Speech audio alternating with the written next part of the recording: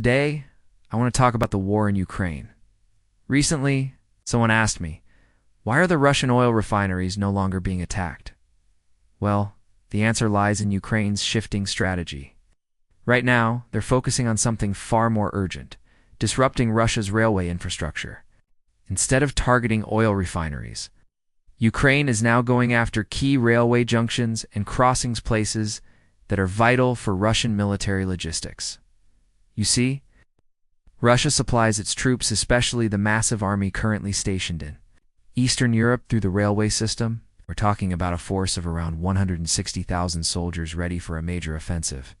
But Ukraine is trying to cut off their supplies of munition, food, by disabling the train routes, and it's working. Ukraine has successfully carried out several attacks on important train stations and transport hubs, severely disrupting Russian rail traffic. In some areas, trains can't even operate anymore. That disruption is so effective, it's actually preventing the Russian offensive from launching. The offensive Russia had planned is still on hold because Ukraine is stalling their trains. There have been some particularly effective strikes on railway nodes that made it practically impossible to move supplies in and out. And that, right now, is Ukraine's top priority. Because once that massive Russian offensive begins, stopping it will be an entirely different challenge.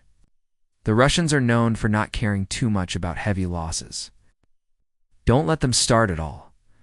Now, of course, Ukraine hasn't completely forgotten about other targets. Just yesterday, I showed you a video of a factory that President Zelensky said needs to be destroyed. Clearly, they'll work on that too. And if the opportunity arises to hit another oil refinery, they'll definitely take it. But for now, it's all about the railways, and it makes perfect sense. Meanwhile, Western countries are scrambling to deliver vast amounts of weapons and ammunition to Ukraine. And this is where Trump's 50-day window comes into play. About 40% of those days remain. The stance has essentially given Russia a bit of breathing room to complete their plans. But it's also a window for Europe to ensure Ukraine is strong enough to stand its ground.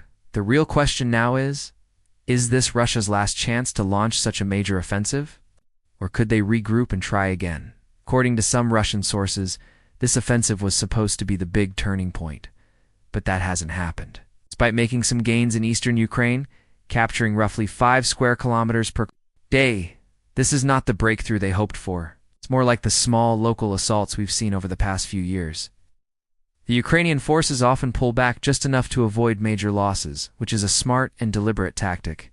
And that grand Russian push, it never got off the ground. Russia is also facing serious limitations. Their stockpile of tanks and combat vehicles has been heavily depleted. What they're using now are mostly motorized units, which are far easier to neutralize. Artillery losses are mounting too. About 40 pieces per day are being lost on the Russian side. It takes a toll. So while Russia is a large country with lots of manpower, it's increasingly clear that they lack the power to force a real breakthrough. In many ways, Russia is now losing this war. Every day that passes without progress is a day of loss for them, especially as Western arms continue to flow into Ukraine. How long can this trend continue? That largely depends on Trump. How long will he keep supporting the current status quo? He's scheduled to visit China soon, where he'll meet both Xi and Putin. That could change everything. There's always a chance he might flip his position again. For now, though, Ukraine is holding its own, even though it's still losing ground in the east. In the Sumy region, there's even some positive news. Ukrainian forces are starting to take back territory. Still, a full counteroffensive in eastern Ukraine doesn't seem likely just yet.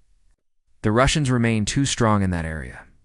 But if Ukraine can keep hammering Russian logistics, especially through those railway strikes, there's a real chance they'll weaken Russia's forces to the point of collapse, at least cause panic among the ranks. That moment hasn't come yet, but it's not impossible. Music fades in. Did you find this video interesting? Give it a thumbs up. Haven't subscribed yet? Make sure to subscribe and click the bell so you'll be notified when I post the next video. Thanks for watching.